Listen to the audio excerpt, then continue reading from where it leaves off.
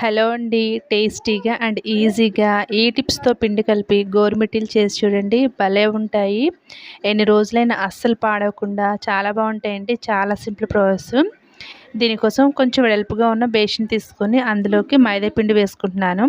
KG మైదా పిండి తీసుకుంటున్నానండి. ఇక్కడ మనం యూజ్ చేసే ఇంగ్రీడియంట్స్ అన్నీ కూడా ఈక్వల్ క్వాంటిటీలో ఉండాలి. అలాగే కేజీ మైదా పిండికి కేజీ బొంబాయి రవ్వ వేసుకుంటున్నాను. ఉప్మా రవ్వ అనమాట ఇది. ఈ పిండి రవ్వ 2 కూడా ఫస్ట్ కలిపేసుకోవాలి.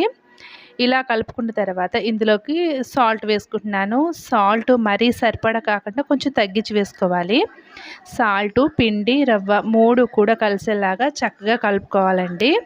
ఇలా కలుపుకున్న తర్వాత సుమారు ఒక 100 గ్రాముల వరకు వేడి వేడి నూనె పోసుకోవాలి. నూనె మరిగిన తర్వాత అప్పుడు పోసి ఫస్ట్ గరిటెతోటి కలుపుకోవాలండి. ఇలా పిండంతా కూడా కలిసేలాగా కలుపుకోవాలి ఫస్ట్ గరిటెతోటి. ఇలా కలిపేసిన తర్వాత చేతితోటి ఈవెన్‌గా కలుపుకోవాలనమాట. ఎక్కడ ఉండలు లేకుండా చక్కగా కలిపేసుకోవాలండి. చూడండి, పిండిని మనం పట్టుకుంటే ఇలా ముద్దలా అవ్వాలన్నమాట.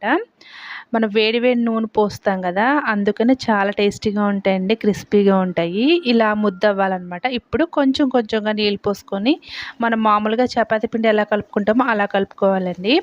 మరీ ఎక్కువ నీళ్ళు పోసామంటే జోరైపోతుందనమాట. అస్సలు క్రిస్పీగా ఉండవండి, సాగుతాయి అన్నమాట. సో చూసుకొని నీళ్ళు పోసుకోవాలి.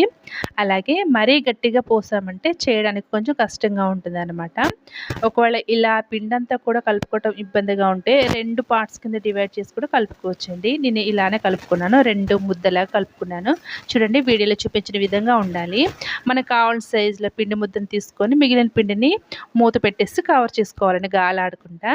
చూడండి, ఇక్కడ నేను చేత్తోనే చేసుకుంటున్నాను. ఇలాగా చేసుకుంటే చాలా ఈజీ అండి. పైన చక్కగా గణుపుల్లాగా వచ్చినాయి, లోపల కూడా వచ్చినాయి అనమాట. నేను ఎప్పుడు ఈ గోరుమిటీలు చేసినా సరే చేస్తూనే చేస్తానండి. బలనైతే యూజ్ చేయను. ఇలాగ మనకు నచ్చిన సైజులో పిండి తీసుకొని మిగిలిన పిండి మీద ఎప్పటికప్పుడు మూత పెట్టి కవర్ చేసుకోవాలి. ఇలా చేసామంటే చాలా సింపుల్ అండి. ఒకసారి ట్రై చేసామంటే వచ్చేస్తుంది, పెద్ద కష్టమేం కాదు. ఇలా అన్నిటిని కూడా రెడీ చేసుకొని పక్కన పెట్టేసుకోవాలి. నేనైతే ఒక పక్క చేస్తూనే ఒక పక్కన ఫ్రై చేశానండి. చూడండి, ఫస్ట్ అయితే ఇలాగా ప్లేట్ నిండా చేసుకొని రెడీగా ఉంచుకున్నాను. వీటన్నిటిని కూడా ఇప్పుడు డీప్ ఫ్రై చేసుకోవాలి. డీప్ ఫ్రై ఎలా చేసుకోవాలంటే స్టవ్ ఆన్ చేసి మూగుడు పెట్టి ఆయిల్ పోసుకున్న తర్వాత ఆయిల్ వేడెక్కిన తర్వాత మంటని సిమ్లో పెట్టుకోవాలండి. హై ఫ్లేమ్లో పెట్టామంటే అస్సలు క్రిస్పీగా ఉండవు, పైన కలర్ వచ్చేస్తాయి, లోపల పిండి పిండిలా ఉండిపోయి తింటున్నప్పుడు సాగుతాయి అన్నమాట. ఇలా లో ఫ్లేమ్లో నిదానంగా వేయించుకోవాలండి. వీటిని ఫ్రై చేసుకుంటూనే మిగిలిన పిండిని నేను ప్రిపేర్ చేసుకున్నాను అనమాట. ఇలా నిదానంగా కలర్ ఇలా చేంజ్ అవ్వాలన్నమాట, అప్పుడే బాగుంటాయి. ఈ మాత్రం కలర్ వచ్చిన తర్వాత వీటిని ఆయిల్ నుంచి తీసేసుకోవాలి. ఇలానే అన్నిటిని కూడా ఫ్రై చేసుకోవాలండి. చాలా సింపుల్ అనమాట. 3 కూడా అంటే పిండి, రవ్వ, పంచదార ఈ 3 కూడా ఈక్వల్ క్వాంటిటీలు తీసుకోవాలండి. ఇప్పుడు ఇలా అన్నిటిని రెడీ చేసుకున్న తర్వాత పాకం పట్టుకుంటున్నాను. నేను ఇక్కడ 1/2 కేజీ బెల్లము, 1/2 కేజీ పంచదార 2 కూడా తీసుకున్నానండి. మొత్తం పంచదార కాదు, మొత్తం బెల్లం కాదు, 2 కూడా హాఫ్ తీసుకున్నాను. సో 2 కలిపి కేజీ అనమాట. కొన్ని నీళ్ళు పోసేసి పాకం ప్రిపేర్ చేసుకోవాలండి. పాకం ఎలా చేసుకోవాలంటే మంటని మీడియంలో పెట్టుకొని ప్రిపేర్ చేసుకోవాలండి. ఇక్కడ మరీ గట్టి పాకం కాదు, అలానే మరీ లేత పాకం కాదనమాట. చూపించిన విధంగా పాకం ప్రిపేర్ చేసుకుంటే చక్కగా ఉంటాయండి.